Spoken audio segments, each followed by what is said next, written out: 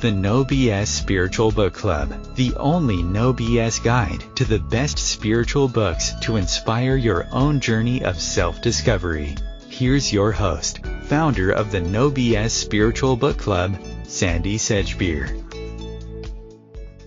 Hello.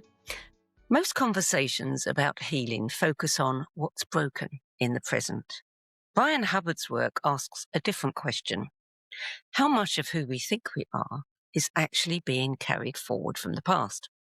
The creator of Timelight, a therapeutic approach that grew out of his own journey through chronic depression, and a long-standing inquiry into philosophy, trauma, and human behavior, Bryan Hubbard is also the author of the books Timelight and The Untrue Story of You, in which he lays out a clear, structured way of understanding how time, memory, and identity shape our experience of life. Before developing his method, Bryan was a journalist and publisher and co-editor with his wife Lynn McTaggart of the wonderful What Doctors Don't Tell You magazine. The books on his 10 best list reflect his deep grounding in philosophy and decades studying how people actually change, not in theory, but in real life.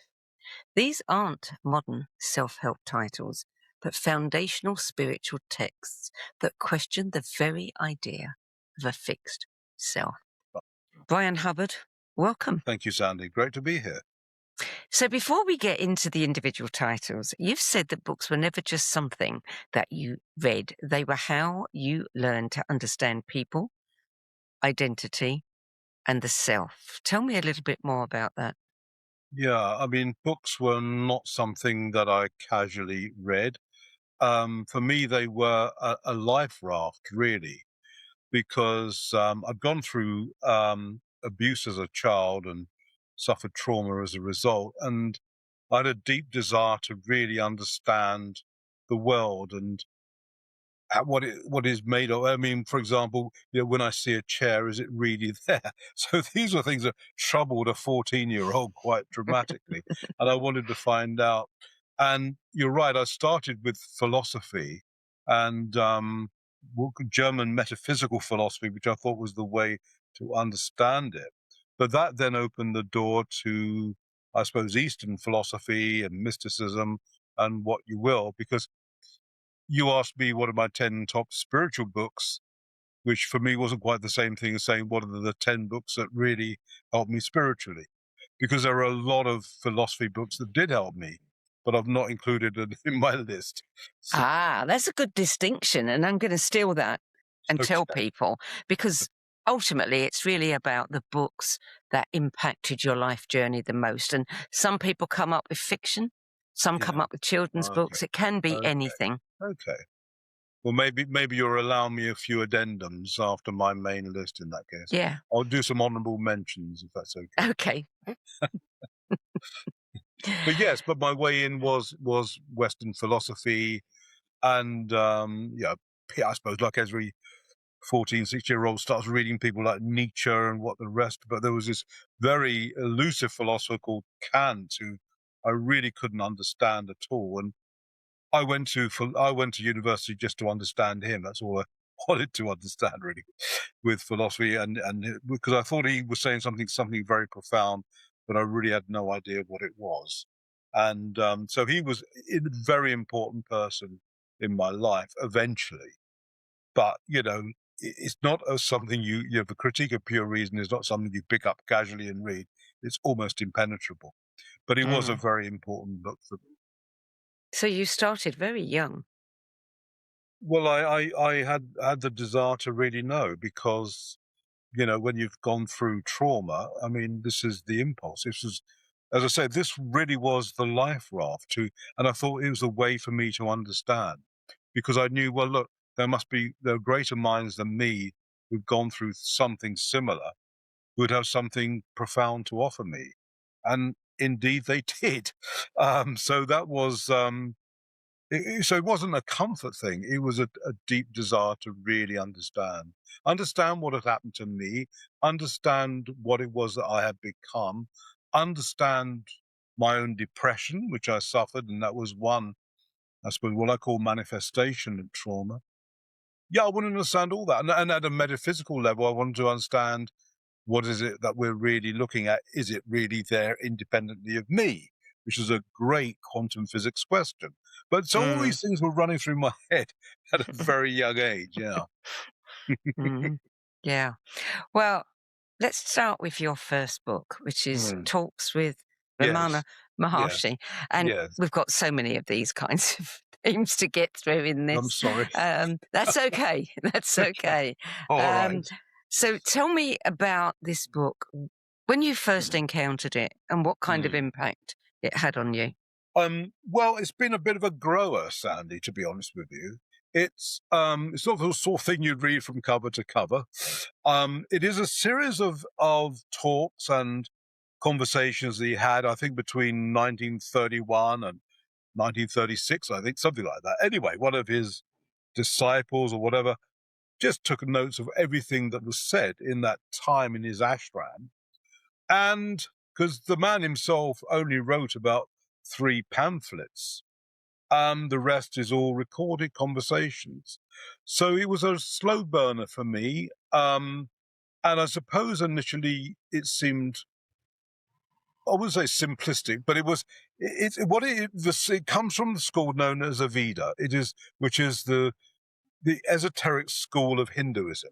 And Aveda maintains that there is only one thing in the universe, which is consciousness, and it calls itself I. And we are part of that thing. And so that anything that we say and do in order to understand that, Ramana reminded his people, so who is asking that question? Because the I cannot ask the question because it knows. So therefore, it must be something about you that doesn't know that asks the questions. And I suppose the extraordinary thing about him, and it was his discipline in bringing people right back to that same question all the time. Everything was about, ask the question, who am I? Who am I? That was his fundamental mantra, really. And everyone was told to do that same thing. Discover the I, and when you discover the I, there'll be no further questions.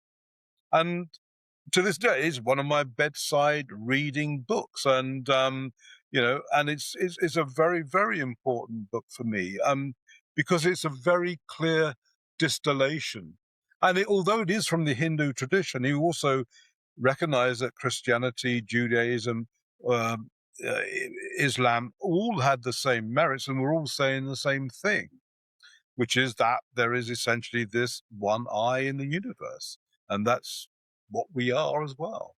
And so, yeah, it's a very profound book, and it's a book you can spend time with and be still with. Yeah, I mean, Ken Wilber, if you know him, he said it was his favorite book, and I tend to agree with Ken on that point. It's one of my, not my one favorite, but it certainly is one of my favorite books. Yeah. Do you remember how old you were when you read it? Well, I'll tell you, it came about because I was with a friend there was a spiritual teacher in the 90s or so, very powerful Australian called Barry Long. And I knew Barry quite well, and I knew his group quite well. And it was a member of the group who told me about Ramana Maharshi. And, so I always used to nip off down Watkins Bookshop in Cecil Court, just off Leicester Square, where I used to buy all these books. And, so how old was I? I don't know, 22, I think, something like that. But it was very significant, and still is extremely significant book, because it just brings you back, keeps bringing you back. What about this? No, brings you back, and it's very profound. Well, book number 2 is the Upanishads, the key work of Hinduism. Yeah, it is the key work of Hinduism, and I think it actually predates Hinduism. It's one of the oldest religious texts in the world, and the Upanishads, I mean, it's all saying the same thing. It's what Ramana was saying and what the Upanishads say, and they say it with such beauty. And I think it was Emerson, the American scholar, who said that one Upanishad is worth the whole state of Massachusetts, and he may have a point. And it's again, it's something that there are lots of versions of it, and they're all very commendable. And some are, you can buy short ones, you can buy long. But look, it's something that everyone should have on their shelves. It's just one of those essential books, and it is ancient. But it's and there are two seminal works that really shaped Hinduism: the Upanishads and the Bhagavad Gita, which I believe I also mentioned in my list. And these both predate Hinduism, but they form the bedrock of what Hinduism became. And the Upanishads predate the Bhagavad. So this is an incredibly old work of great insight, great wisdom. And it was written by the people of the Indus Valley. And you can see that it's not a great leap to see that Indus Valley became Hinduism. And that's how that all started, became about from that. So, yeah, it is one of the essential works of Hinduism, but an essential work of the world. And book number 3 is the Tao Te Ching by Lao Tzu. You're working your way around the world. I like to feel I should, yeah. The Tao Te Ching, yeah. Well, that again predates, it is Taoism. So it predates, I think, Buddhism. It certainly predates Zen Buddhism. And there's all sorts of myths about it. It means Tao just means the way. Tao Te Ching just means knowing the way, essentially, I think. And written supposedly by a Taoist monk called Lang Tzu. But no one is entirely sure if this is true. But, we're going back. You say, I like these old books. We're going back maybe 600-700 years before Christ.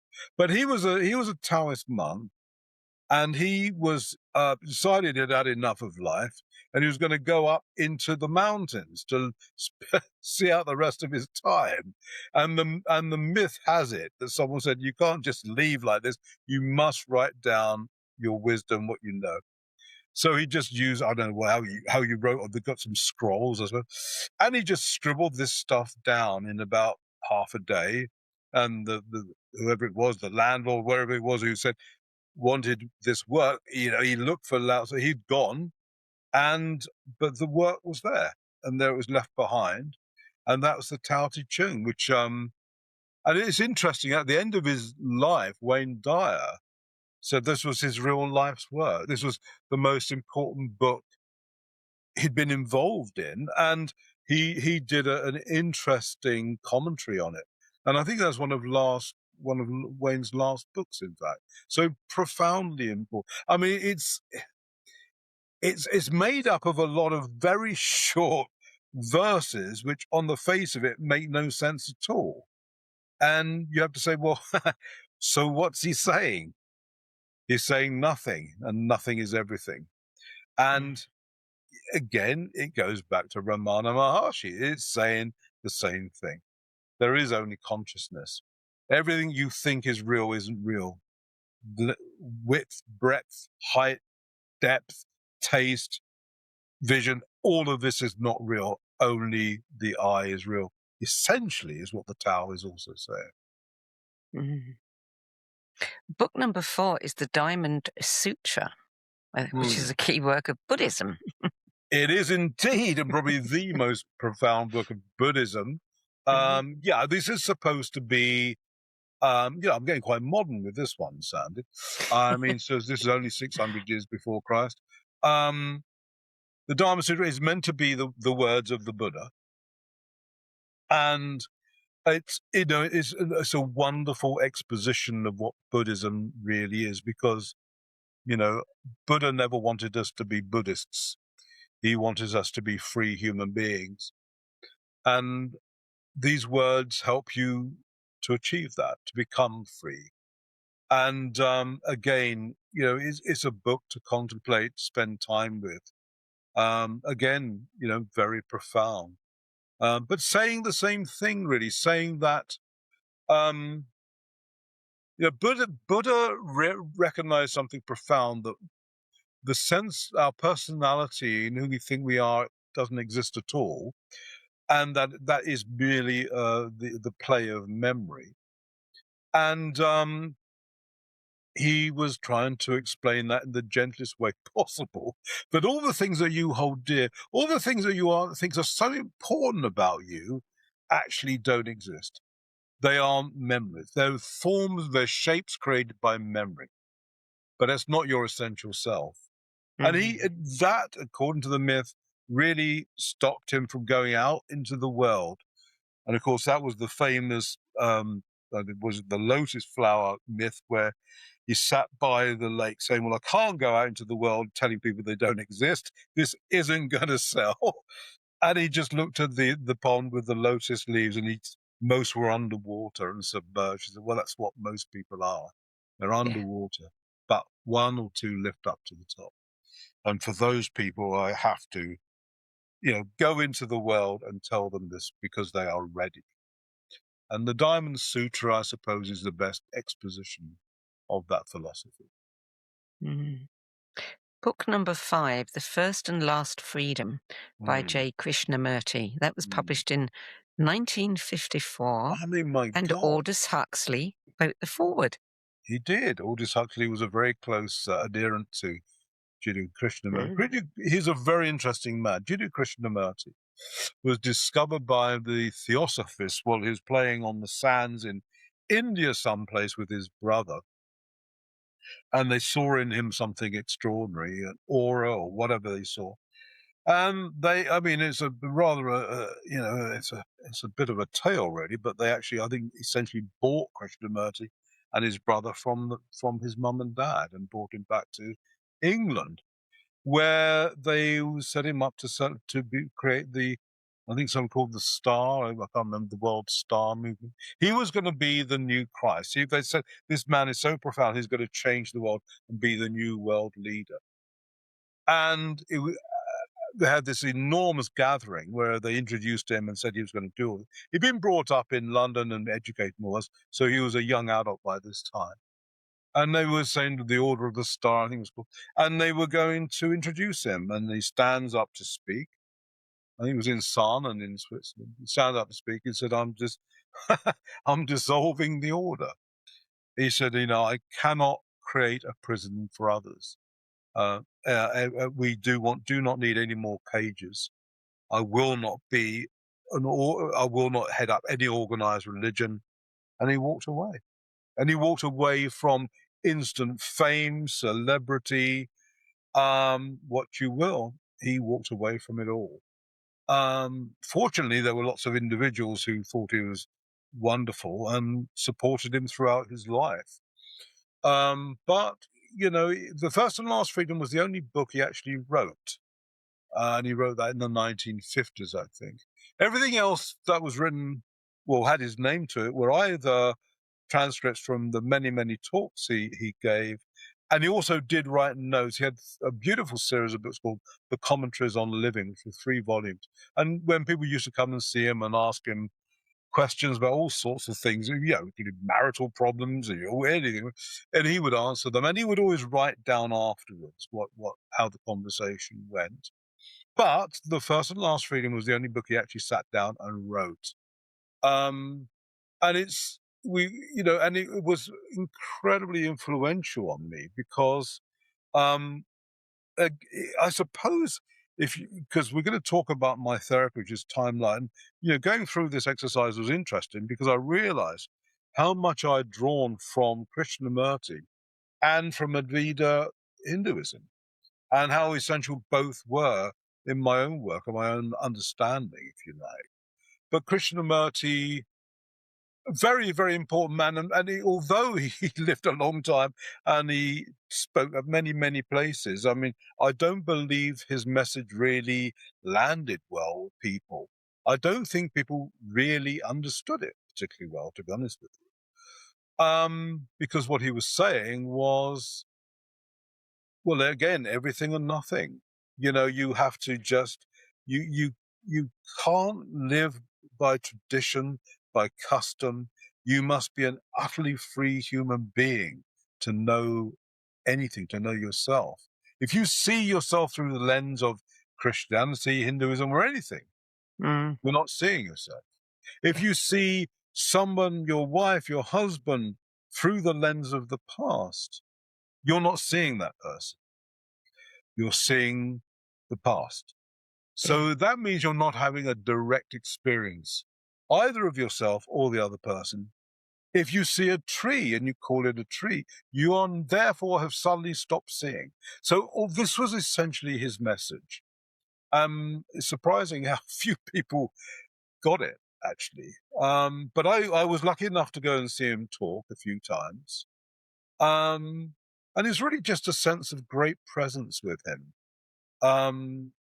He was a human being, and he had all sorts of foibles, and I know quite a lot of them. But that doesn't matter, because the fact was that he had something deeply profound to say, and he said it for many, many years. He said the same thing from the time he dissolved the Order of the Star in 1926, right till his death, which I think was in, I don't know, early 1990s. Essentially saying the same thing all that time, but very profound. So book number 6 is the Bhagavad Gita. Yeah. It's got to be on everyone's list, isn't it? Yeah, but many. I'm sure it is. Well, it should be. It really should be. The Bhagavad, which means the Song of God, was actually a small work within a much, much bigger book called the Mahabharata, which was the first work of fiction ever written. And the Song of God, the Bhagavad, was just, as I say, a small section of it. And it really, the extraordinary thing about it is that on the face of it, it's a book of war. You expect spiritual books to be books of peace, but this wasn't. This was a book of war. This was Arjuna, who was the young prince, deciding whether he should fight in a war. And essentially God or Vishnu, whatever, explained why he should fight. And this goes really against Christianity, because the difference is that Hinduism, which of course the Bhagavad was a central book of, is saying there is no doer. No one is doing this. The essence of life is living through you and is acting through you, and the people you think you are killing never die. So it's okay to fight. But in explaining all of that to Arjuna is this extraordinary book of wisdom, which explains why. I mean, I don't think we should all go out and fight, but what it's trying to say is, but look, detach yourself from the action. Do not think that you are doing anything. Do not expect a return. Do not expect a result. Do not identify yourself with any outcome. And that's essentially what it's saying. And at the end of the Bhagavad, he goes to war, he fights. But that's an extraordinary thing for Christians to think, my word, that's what the very antithesis of what we're taught. But it is a different understanding, I suppose, of the same thing. But it is an extraordinary thought, isn't it? That one of the profoundest works of spirituality is a book about war and why we should fight. You think, oh, that's different. But it's, again, you could spend a lifetime reading it because it is so profound. There is so much. I mean, as we change and shift, so we read something different in the book. Yes. And I can pick the book up a year later and see something that I'd read, but it hadn't impacted on me. But now it does. So has the book changed or have I changed? Probably it's me. So it's just picking up different stuff in the book all the time. Again, a book, to just carry around in your satchel as you go about your day. And when you find 10 minutes, pick it out and have a read of it. Just read a few verses. You'll gain so much from it. So yeah, very important book. Book number 7 is the Gospel of Thomas. He's an interesting one. Now, I don't want to get too controversial, Sandy, but in the main, I think religions are power bases to control human beings, and the essential words are invariably lost. And, well, that's my view. So, and the Gospel of Thomas is purported, well, what is interesting, the whole basis of Christianity is written by the 4 disciples who obviously knew Christ, but was written some years after. Many of the Gospels are written by people who never knew Christ at all. I mean, Mark, you could argue, Paul was the founding father of Christianity, who never met Jesus Christ. And those who did meet him didn't write about him till years after his death. But the Gospel of Thomas was amongst the Dead Sea Scrolls, found in 1945, and is believed to be the direct words of Jesus Christ in speaking to Thomas, who was, of course, the doubting disciple. And he wanted to tell him, because he thought Thomas was the most scientific, not a term he would have used at the time, but he was someone who would, he felt, portray his words accurately.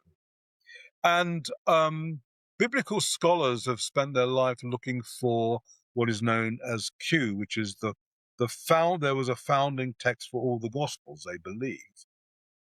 And Thomas is probably that text. It is Q. And when you read Thomas, you find all sorts of, I think I know that, but you know it from Matthew. I think I know it from Luke. But it's likely that this actually was the original text, which they took from and to refresh their memories or whatever it might be. But it is so different from the other Gospels. It doesn't try to create the myth of Jesus. It doesn't talk about him being born of a virgin. It doesn't talk about him being resurrected. It doesn't talk about him being the King of the Jews. It is just Jesus talking, and there's no mention of Jesus beyond that. There's no description of him. There's no suggestion he's divine or anything else. Because indeed, the Gospels of Thomas says that it begins quite famously, if heaven were in the skies, the birds would precede you. If heaven were in the oceans, the fish would precede you, but I tell you, heaven is within you. And doesn't sit well with Christianity, who's trying to say, no, God is through the intercessory power of the priest.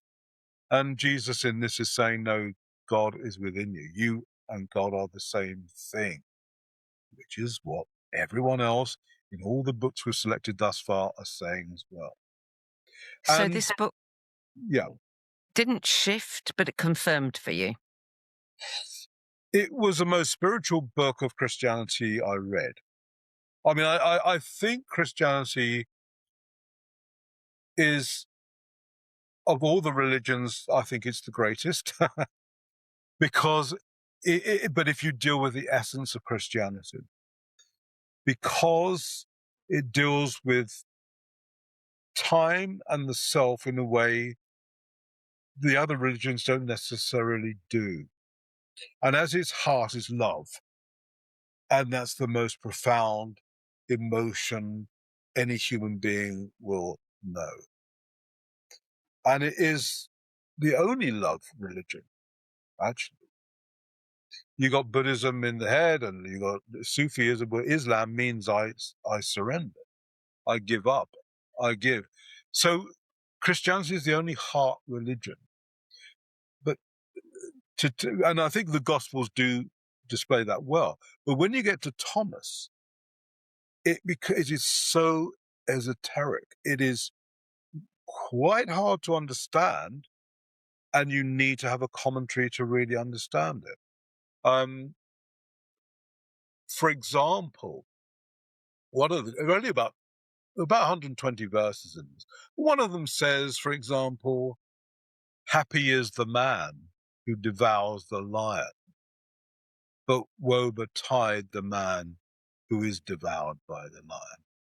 And you think, okay, what does that mean exactly? Assuming we don't eat lions. The lion represented the ego, the world, what we seek to become, our outward projection to the world. So if we can devour the lion and we become our essential selves rather than the self that we project to the world, we are happy. If, however, the lion devours us and we lose sight of our essential selves, well, woe betide us. Because that is what most people do, of course. And that's one verse. But without a commentary like that, you'd think, what the heck does that even mean? Because it is very esoteric. It's not easy. But there are loads of books out there about the gospel which do have commentaries, and which you can explain more. But Book number 8, I Am That, Ramana Maharshi. Yes. Published, I think, around 1973. Yes. I mean, again, he's, I seem to be banging on here about Veda Hinduism a bit, and he's another example of that.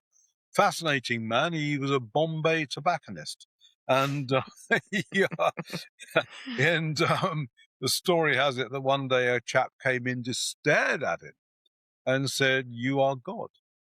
And he said, I had no reason to dispute the claim, so there we are. And as a result of that, he became enlightened. It's a marvelous book. It's a book of dialogues, and it's profound. And it's doing the same thing that Ramana Maharshi did. And it's a lighter read in a way. But it's a lovely book. I Am That. And there are then his disciples, Ramesh Balsekar. I don't know if I mentioned him in my list or not. No. But he wrote a book called Consciousness Speaks. So Balsekar was Nisargadatta's disciple. But just going back to this point again, that there is only the one I in the universe, there is only consciousness, and everything else is the appearance of that. I found it an incredibly important book, but then I also found Balsekar's book. And in a way, the Balsekar book, which didn't make it into my top 10, you should have given me a top 20, Sandie. But it did. But I would suggest to anyone who's sort of even vaguely interested in this, start with the Balsekar book. It is more, what's the word? It's easier to get into. It's beautifully done. So I would suggest that, but then move to Nisargadatta, who is the master of that. But very important, yeah. Book number 9, Finger Pointing at the Moon, Reflections of a Pilgrim on the Way, by Wei Wu Wei, 2003. Yeah, so this is a fascinating bloke because he was an Irishman. So you can guess that wasn't his real name. And his real name eludes me. Did I mention it in the description? Yes, Terence Gray. Terence Gray. So Terence Gray was an Irish impresario, I suppose, who ran theatres and goodness knows what else. But his love was to do with ancient esoteric Eastern religion, and specifically Zen Buddhism. But it was written by a Westerner, but it's just so smart. It's just so clever. It's one of those books where, you're going to get a aha moment almost on every page. And you suddenly go, oh yeah, that sort of makes so much sense. And you sort of think where you sort of can be in the dark and suddenly a light goes on. You say, oh yeah, of course. And he says it so brilliantly, it's so clever. And you think, yeah, now I get that. And he wrote a number of books. And of course, finger pointing at the moon, and it was the one I've chosen. I mean, he wrote loads of, but finger pointing at the moon. 10th Man was another good one he did. And of course, he's saying, well, that's the problem with mankind. No one looks at the moon, but everyone looks at the finger that's pointing at it. And we don't. And it's sort of true. And we are happy with all the things around us rather than the essential self. So we don't see that. We don't look for that. We look for all the things around it that might point at it. And essentially, that's true of books as well. So books are very important, and they point to the moon, but it's not the moon. And eventually, you have to transcend books as well, Sandie. But we don't have to do that today. That's good. Okay. Considering my job. I know, exactly. Next one. Number 10, Stillness is the Way, an intensive meditation course by Barry Long. Yeah, I mentioned Barry a bit earlier. Yeah. Well, I mentioned Barry a bit earlier, who I did know. Yeah, and he's a real Marmite guru. Some people love him, some people really hate him because he's so powerful. Not a guy to take prisoners. And I must say, I didn't agree with everything that Barry said, but then I don't suppose he would have cared less. But his work is it is unique to Barry. It's not drawn from any tradition other than from his own spiritual insights, which were profound. And he indeed was, I think, the guru for Eckhart Tolle. Eckhart Tolle was more influenced by Barry Long than by anyone else. I mean, fortunately, I got to know Barry. I knew him. And indeed, his meditation is used as one of the centerpieces of my own therapy. But Stillness is the Way. Again, he wrote lots of books. The Stillness is the Way was his foundation book about how to meditate. And it's just great. It really is a great introduction to it. And it's, if you really want to know how to do deep meditation that has deep spiritual significance and accelerates you along the path, then that book is the one to go for, really. Because, meditation isn't just about nice, warm, fuzzy feelings and relaxing and calming yourself down. It's to still the mind and to then see, well, what is there when the mind is still? And there is still something there. And that something is actually what you are. So Barry helps us get there through his books and through this meditational technique. Mm-hmm. So that's my 10, isn't it? It is. And of all these 10 books, which one most directly challenged how you understood your own suffering? Oh, crikey. It's a really hard question to answer because there are other books also which aren't in my top 10, which also helped me do that. But,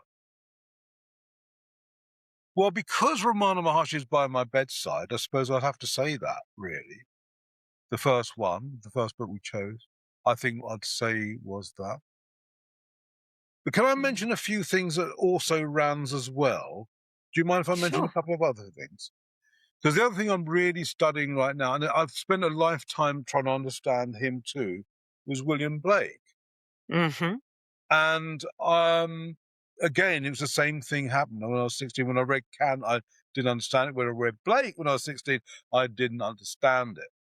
And some of his prophetic books, that they're called, are very hard to understand. But I've really got into it. I think he was spiritually aware. And I read him again every night, and I learn something new each time from him as well. What he said was absolutely correct. But you have to fight. He was a poet. He was an artist. He was not a philosopher. And so you have to go all over the place and always piece it together for yourself from his notebooks, from his letters, because he would scribble in the marginalia of other books.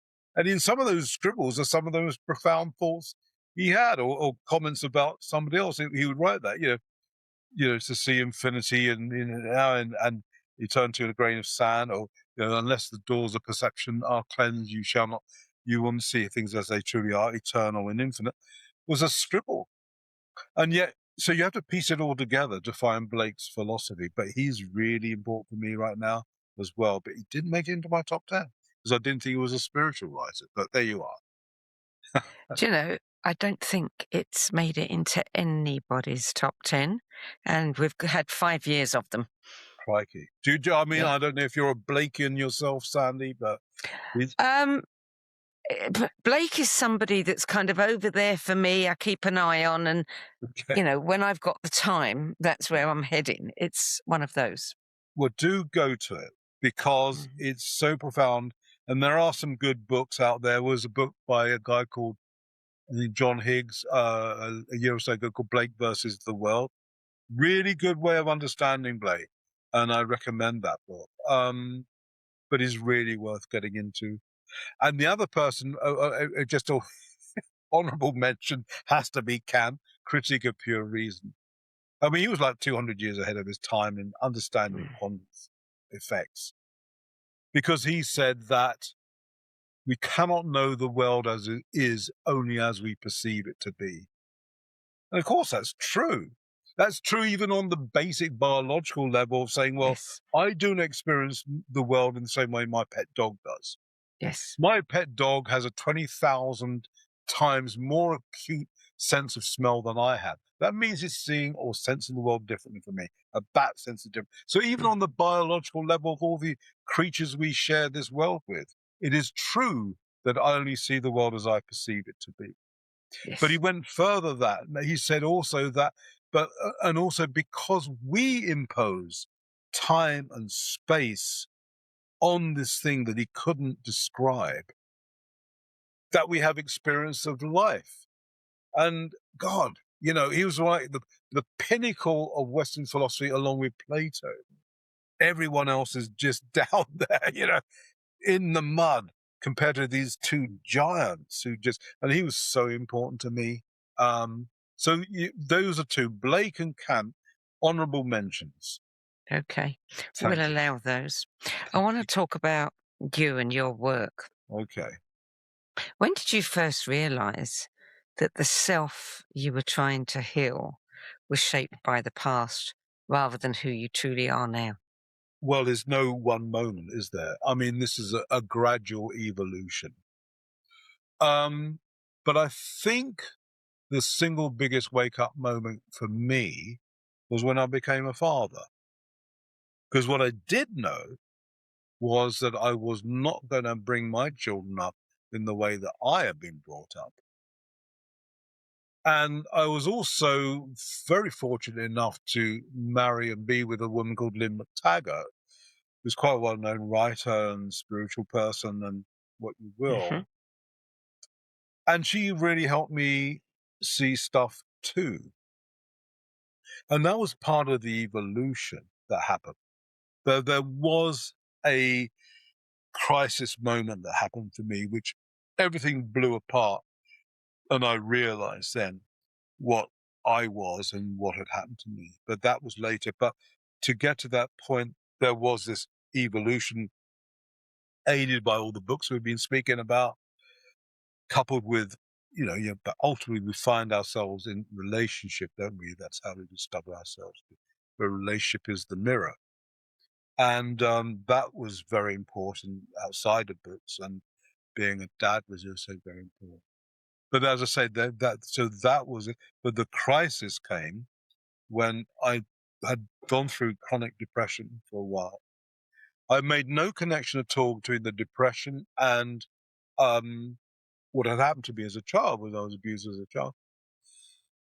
It didn't occur to me there was any connection at all.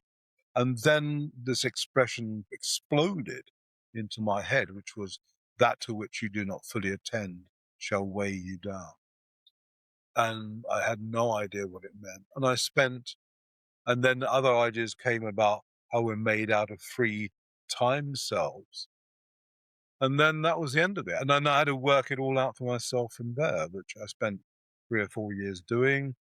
working it through in workshops, wrote a book about it called Timelight, as you said at the beginning. And then I did The Untrue Story of You. But it was an uncovering, it was an exploration. But it really, I suppose, that to which you do not fully attend shall weigh you down. If you're not fully present in the moment, you will create the past. And the past will live through you. And as Krishnamurti said, the past is the lens through which you see life. But I made some profound, well, I think profound, you should say profound, I can't say. I made some discoveries along the way, such as that time exists only as an energy. It doesn't exist as a dimension. Yeah, and we use time as a useful calculator, so we get on to the train on time, but actually has no meaning or independent life outside of that. The only time that exists for human beings is the energy of time. And the energy of time is released at the moment of trauma. And why do I say that? Well, because if you look at there's been lots of studies in this. For example, Kaiser permanent researchers did stuff about all the 18 ACEs, which were adverse childhood experiences. And they were just things that happened to us as children, with children. Some not terribly serious, some very serious, up to and including incest. But they found that people who'd suffered 6 or more ACEs died 20 years before someone who suffered 1 or no ACEs. Similarly, someone who suffered, I think, 4 ACEs was something like 4 to 5 times more likely to suffer from cancer, heart disease. And there they left it. And I thought, well, you're not joining the dots, because if it's true that suffering these things as a child causes you to die prematurely, there must be an energy going on here. Something must be happening to shape that. The past is not the past, So that must be going on. And I think that was an important insight and was one of the foundations of Timelight, that energy, time is energy released at the point of trauma. So if that is true, it changes everything, because now there is no individual who suffers from depression, but depression is a manifestation of trauma, which also creates a self that announces to the world that I am depressed. Which sort of sounds a bit weird, but there is no difference at all between depression and the self that proclaims he's depressed. It's one and the same thing. If that is true, the whole shape of therapy changes, because I am no longer interested or trying to deal with depression. But what interests me now is the relationship to the energy of time, which drives the depression. Because one of the mantras of Timelight, which I teach practitioners, is treat the process, not the manifestation. The manifestation is anger problems, phobias, depression, etc., etc. But that's driven by the process, which is time. So Timelight therapy seeks to change that relationship. So that's essentially what Timelight is. You talk about us having 3 time selves. Past, present, and potential. I mean, tell me more about that. Yeah, so it's a time model. Present time is, well, everything that we know about the world, the universe. It's the home of the sciences, everything we can see, touch. But the important point to understand about present time is that you are within present time. You are a part of present time. You're not, so you are a creation of present time. But in present time, you will have experiences. And either you have experiences to which you fully attend, and to fully attend means you completely see the motivation of everyone involved in the drama. You understand their shortcomings, You understand why they could do no better than they are. Essentially, it's compassion. It's living in that moment of compassion and seeing the person in the whole. If you do not do that, then you will create past. And that past is made up of the psychological past. Past has 3 subdivisions to it. The psychological past, which is where we're saying about the home of trauma, the energy of time.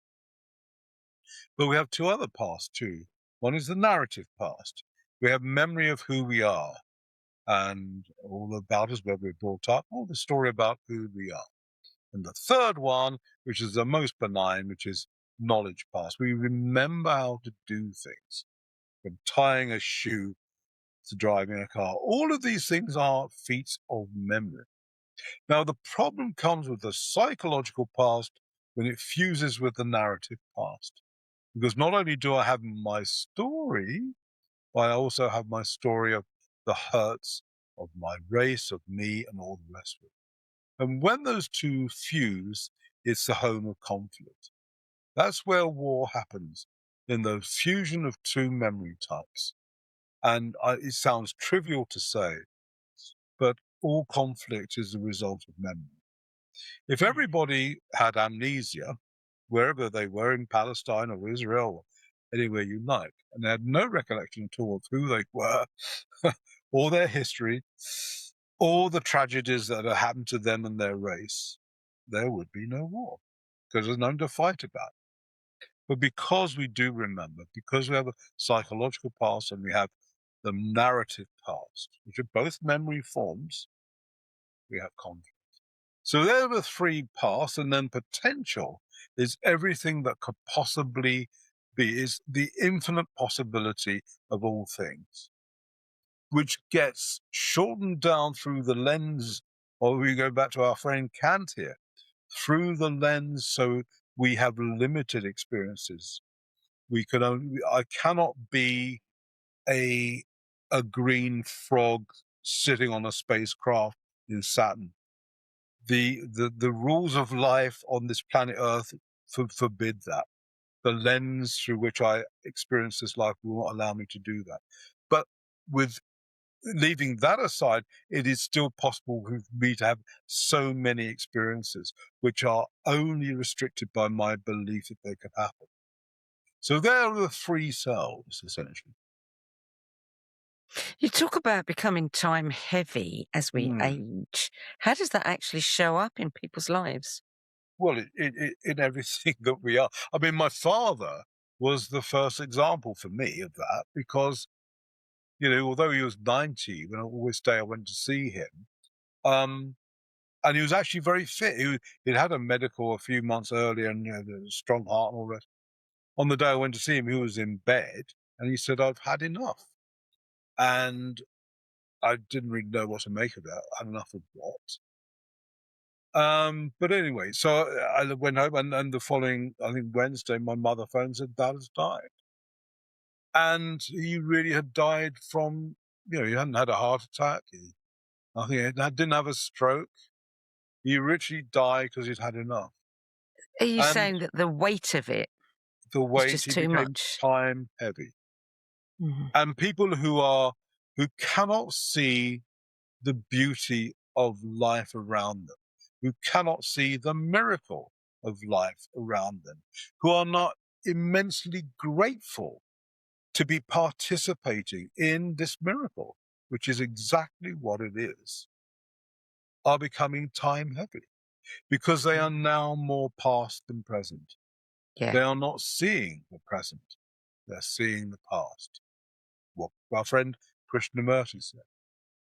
And that's an indication of someone who's time heavy, someone who complains all the time, who's angry all the time, who picks fights with you, who sees niggly little things that upsets him all the time.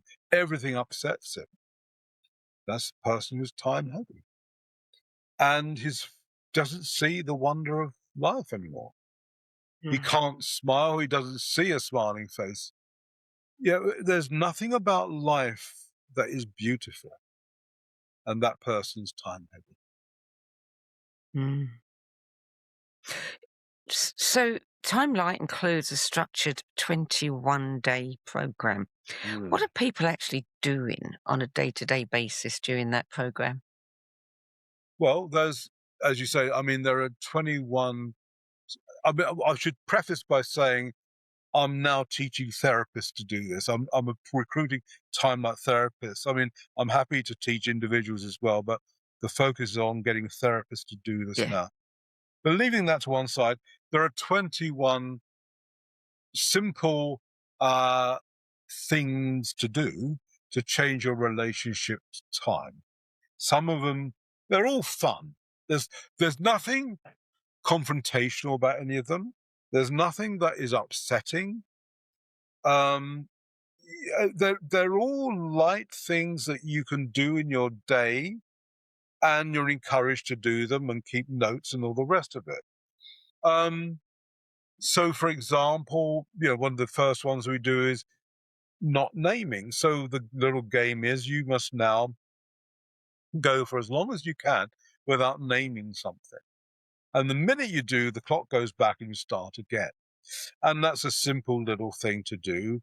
There's more profound lessons we do. There's one called 1,000 Feet Up, where you are invited to see yourself and other players in a drama, maybe a critical moment in your life. But not only are 1,000 feet up where you see all the players very vividly, but you also have X-ray vision, and you can see everyone's motivation and where they were coming from. You're invited to rewrite the story, I suppose you've never done it before, to write the story of your parents, but as children, growing up, all the hopes and dreams that they had, imagining it all the way through to the moment that you yourself were born. Retroactive intention, which I borrow from Lynn, very profound, because there are several elements to trauma. Obviously, you have to be sensitive to that experience, but also you have to be disempowered. So you did not have the power in that moment to respond, which, of course, many small children don't. If you're 4 or 5, there's not much you can do about it. So, and sometimes in life, we can't do anything about it. It's just 40% of trauma happens to adults. And that can be anything from a partner dying, losing your home, your job, all these things, all these slings and arrows that we all face. And then 40% happen when we're adults. But anyway, you cannot respond. So that's one of the key elements of trauma. So the retroactive intention is simply we go back, bring people back to that moment. Imagining you were a 5-year-old girl and your dream was always to do ballet. And your mum said, Sandie, there's no way you're going to do ballet. You're going to stay at home and do your homework. That's not going to happen. And you go back to then, of course, what do? You might go to your room and sob, but you're not going to be able to do much about it. So with this exercise, you go back to that moment. And this time, you're able to speak. You have your voice. And you say that, whatever is appropriate for you to say. Well, Mum, I have to accept because you are the adult, but you are not going to crush my dream, and I will do ballet or whatever it is you need to say. So in one workshop, we did this case where this gentleman, I can't remember what had happened to him exactly now, but something he did when he was about 5 or 6. And he said that literally the next day, he started to develop vitiligo, which is the light pigmentation of the skin, which remained with him until that day when we did the retro work. And he said that I did this work, and he said, I was able to say what I really wanted to say all those years. It was really profound. He said, it mattered to me. And he said, and as I look down, the vitiligo is going. And that's the effect of the trauma of energy. It does create this self. It does create this world. It does create your experiences, but it also affects your body. What did we hear earlier about the 18 aces? You died 20 years earlier. You are 4 times more likely to get cancer. So the trauma of the energy of trauma, which we call time, very powerful. And it can have all these effects on us. And that's why, the exercises, they are gentle. They're not confrontational. Because you're dealing with very powerful energies. And so it's an accumulative effect. The 21 exercises, you do one day, and then you do it again the next day, but then you add another one. So by 21 days, you're doing 21 things. But each is short, 4 or 5 minutes each one. And, and if you feel, well, do it again, keep doing it again. There's no end to it, really. Because, really, we all have to remain vigilant. It's not a case of, oh, well, that's it, I'm done now, I'm here. No, it means that you are now awake, which means that you could also fall asleep. And so we have to be always awake and always aware. And if, I sometimes fall back in bad habits, like getting angry. But I know now why I get angry, and I know what's going on, and I can stop it. Yeah. I'm not controlled by it. With anger, you have no control. This wave of emotion flies up, and you're in the thrall of this energy.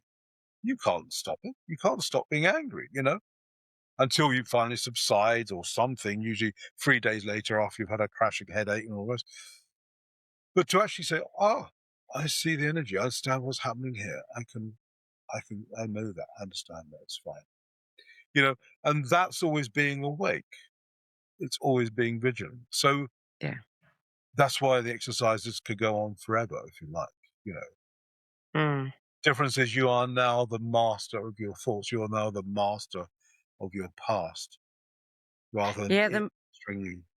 The most important thing is having the tools to be able to question and to look differently at things. Yeah. Exactly. And if I may say, Sandie, I think the Timelight provides the entire structure. It provides the structure of the human psyche in the sense, look, it's a map. The 3 selves is a map. If you stand on a map and you're standing on Birmingham, are you in Birmingham? No, but it's a guide. It's to help you. That's all it is. And so it's a useful map. One of the exercises is, where does this thought come from? Yeah. It could come from 5 places. You could have this thought from a present thought is, I'm feeling really hungry now. But to have an extended desire for food is a past thing. Simple desires and needs in the present are extended in time in the past. So from I'm feeling hungry to saying I want to have a gargantuan, cordon bleu feast is a past desire. You're not just wanting food. You're extending the desire of food into something much more, into a deep pleasure beyond that. So one exercise is, where does the thought come from? So it's from the present. Is it from one of the 3 past selves, or it's from the potential, which is always trying to be heard? So having that map is useful, because you say, well, this is a framework now you can work with to become what you essentially are, which is this infinite I, which is consciousness, which was the subject of our very first book. So if someone listening to this feels stuck in patterns they've worked on for years, what is the very first thing you would invite them to question? Well, the fact they're seeing the pattern is a good start. Assuming they are seeing the pattern. I mean, because then you open up the possibility of inquiry. Why on earth should there be a pattern in your life? Whether it's always choosing the wrong partner, or always having financial problems, always having a certain view about things in life, whatever it might be. But if you always have those things, and yet you are, one of the great falsehoods of Western society, and again, was informed for me by these books, was the sense that I am somehow a consistent self who has agency, choice, and makes decisions. And that's not true. But we think it is true. And because if that was true, why are you choosing to always have financial problems? Why are you always choosing to find a bad relationship? So that opens up the possibility that you are not choosing this at all, that indeed there's an energy that is expressing itself through you. And that's the energy of the past. So anyone who says this, well, that's great. That's a good place to be. You're waking up. You're seeing there is a pattern. You're seeing that maybe you're stuck in something. Then it invites the possibility of change. Final question to you, Bryan. Steve Jobs famously gave a copy of Autobiography of a Yogi to all of the people who attended his end-of-life memorial service, celebration. What book would you give to people who attend your memorial service? Probably a book of jokes. No, I mean...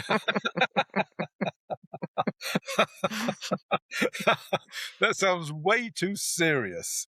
I don't know.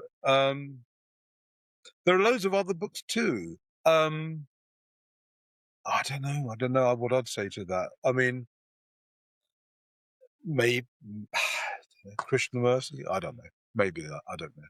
I mean, the point is you've got to take delight in life and think it's fun. I mean, I was really hearing about this person who said, well, the music you play at your funeral, and they're all choosing these very profound pieces. And I said, oh, no, I do Rock Around the Clock. That's the one I do. Yeah, because life's delightful. And it's a dance. And just because I'm not dancing, carry on dancing until you can't. You know, so I wouldn't go away with a serious book. I'm not sure you would. I don't know. Book of jokes, definitely that sound. Well, the good news is that you have plenty of time and there are plenty of books, so you can work that one out later. All right. Thank you, Sandie. We'll talk here in 10 years. Okay. Bryan Hubbard, thank you so much for joining me today and for bringing such clarity to an area, that's often overcomplicated. Thank you, Sandie. Really enjoyed it. Thank you. Good. So what stands out for me in Bryan Hubbard's book and work isn't a new technique, but a shift in how we look at the problem. Instead of trying to fix the present, wow, this conversation points to how time, memory, and identity quietly shape our lives, and how real change may begin by loosening our grip on the past. Because if the self you're trying to heal was shaped by the past, working harder on it may never bring relief. So maybe the answer isn't in fixing who you are, but in noticing when you became who you are. So here's the question to sit with. What part of your life is still being lived in another time? To learn more about the Timelight therapy and Bryan Hubbard's work, including his books Timelight and The Untrue Story of You, How to Let Go of the Past That Creates You and Become Fully Alive in the Present, visit Timelight. I bet everybody says Time Life. The words go together. TimelightTherapy.com. And it sounds to me, Bryan, as though the untrue story of you ought to be one that you should be giving to people. Good point. There are a few jokes in it too. There are jokes in it. So.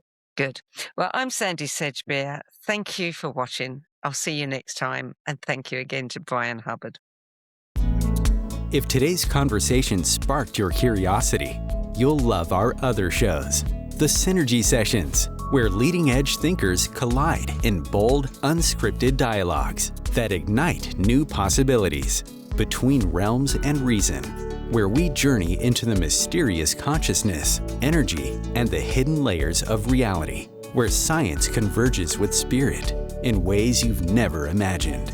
And the No BS Spiritual Book Club, where leading-edge new thought speakers, teachers, authors, and luminaries who've walked this path before you share the 10 books that had the biggest impact on their life journey. All 3 shows are available on YouTube, Spotify, Substack, and all major podcast platforms.